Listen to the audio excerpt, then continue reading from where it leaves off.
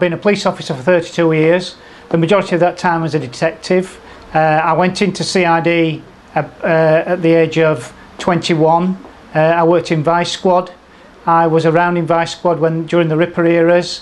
I moved on into CID, attended a number of murders and learned my skills there, and then I was promoted to a sergeant.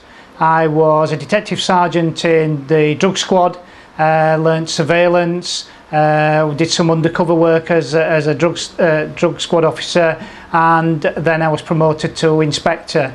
During that time I moved on again into a CID department, and I finished up dealing with domestic violence, child protection, sex offenders, racial incidents.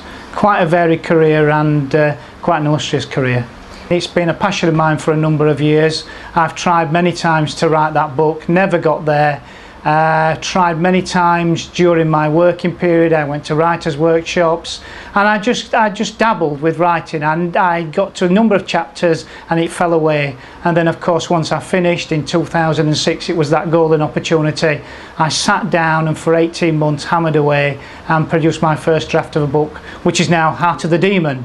It had a number of working titles before that, and a number of different characters. And after reworking it a number of times, I finally got where I wanted. Well, my character Hunter Kerr is 90% autobiographical and 10% my alter ego. So a lot of what I am is put into my character, and a lot of what I've done. So some of those emotions, the senses, the smells at crime scenes, they're all unique. They are mine. And Hunter Kerr lives inside my head. What I didn't have was a name, and I tried a number of times with that. I've got my family from Scotland are Kerr, and my original character was called John Kerr, but it just didn't bite. And then I happened to be watching a television programme one night with the author, seeing the author Hunter Davies, who was a Scottish writer, and I just thought I never realised that Hunter was a first name, and I thought, what a cracking name for a detective.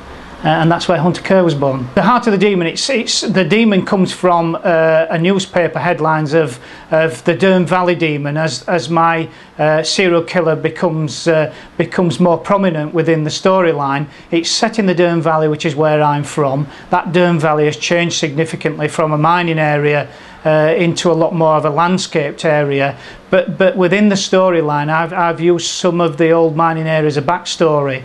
And basically it's a murder case with a series of elements in it. So there's calling cards, there's marks put onto a body, which makes it an unusual murder.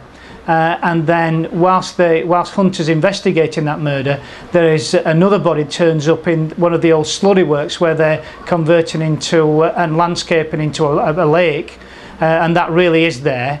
And that body has a number of marks and similarities to the murder, and yet that body is 15 years younger. And so they soon realised that there's been a killer operating within the Dearne Valley for all those years, and of course more murders turn up. When I finished the first book, I mean, just selling it is difficulty on its own, and getting people to want the story. But once I started with the character, I realised I could take Hunter in a lot more places. And even before I'd got the deal with Caffeine Nights, I was well on the way to producing a second Hunter Kerr series. And once again, it's involving people I know. Some of the storyline is something I've been involved in. In fact, in The Cold Death, there is a body thrown through the window of Hunter's father's address. Now, that really happened in the place I worked.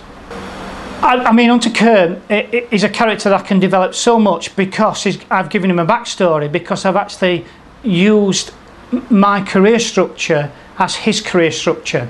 So I can play around with this character. I can either move him forward and take him into other areas, or I can bring him back to his backstory when he was a drug squad officer, when he worked undercover, when he was in Vice Squad. I can reuse all that, and I actually introduce some of that in some of his thinking processes when he's dealing with individuals. Particularly in Cold Death, there's an element of drug dealing in that, and he draws on that experience, which is my experience.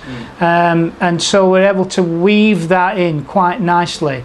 I mean, Cold Death was also there's another element of that which is quite disturbing and which has been quite prominent in as much as it's a female Asian girl whose body is found at the bottom of the lake, and there looks as though it could be an honour killing, and so it's it's a storyline that is very difficult to handle. But again, it's something, although it wasn't a murder in my career, it was something that happened with a young Indian girl that is very similar through the story.